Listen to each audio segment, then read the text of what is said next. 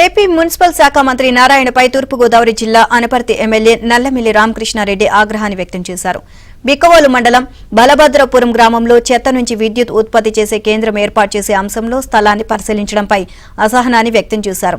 స్థానిక ఎమ్మెల్యేకు సమాచారం ఇవ్వకుండా మంత్రి నారాయణ ఎలా పరిశీలిస్తారని ప్రశ్నించారు. ప్రజలకు హాని కలిగించే పరిశ్రమలను ఎలా ఏర్పాటు చేస్తారని, తన నియోజకవర్గ ప్రజలు దీన్ని వ్యతిరేకిస్తున్నారని అన్నారు. ఈ విషయంపై CM Chandrababu, deputy CM Pawan, మంత్రి లోకేష్ల దృష్టికి తీసుకువెళ్తాను అని ఎమ్మెల్యే రామకృష్ణారెడ్డి చెప్పారు.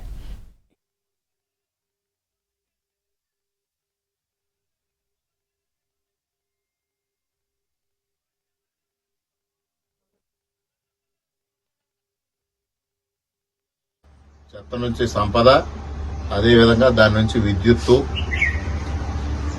ఉత్పత్తి చేసే విధంగా పరిశీలన జరుగుతూ ఉందనడం మున్సిపల్ శాఖ మంత్రి గౌరవనీయులు శ్రీ నారాయణ గారు నిన్న ఈ ప్రాంతంలోకి వచ్చి ఆ 2 స్థలాలు పరిశీలించినట్టుగా వార్తాపత్రికల్లో ఇవాళ చూడడం జరిగింది.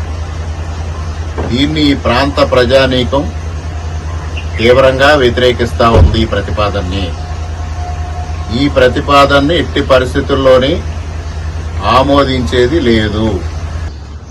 ఇక్కడ పరిశ్రమ స్థాపిస్తే తీవ్రమైన కాలుష్యం బారిన బలభద్రపురం గ్రామం పడడమే కాకుండా బలభద్రపురం చుట్టుపక్కల కాపురం గ్రామ ప్రజానీకమే కాకుండా చుట్టుపక్కల గ్రామాల ప్రజానీకం ఈ ప్రాంతాన్ని ఖాళీ చేసి వెళ్లిపోవలసిన దుస్థితి దాపరించే పరిస్థితి ఉంది.